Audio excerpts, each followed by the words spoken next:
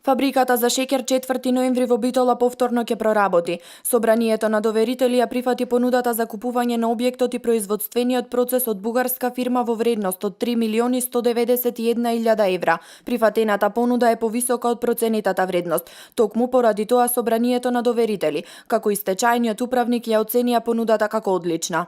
На 20.10.2015 година се одржа електронска продажба за два пакети за стечајниот должник. Првиот пакет, недвижноста која е во склопот на индустријскиот дел, комплет објекти со целиот производен процес, како и основни средства, прилог во пакетот. За првиот пакет имаше една понуда која изнесува 3.191.000 евра и е над проценетата вредност.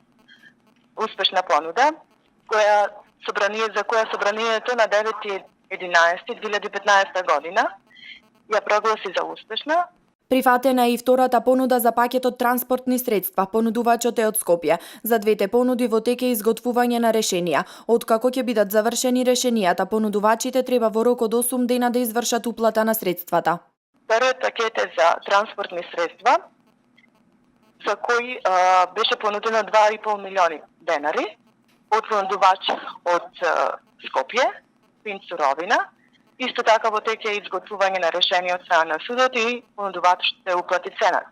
Рестартирањето на фабриката за шеќер би донела придобивки на повеќе полиња, отворање на директни работни места во самата фабрика, но и за земјоделците како производители на шеќерна репка.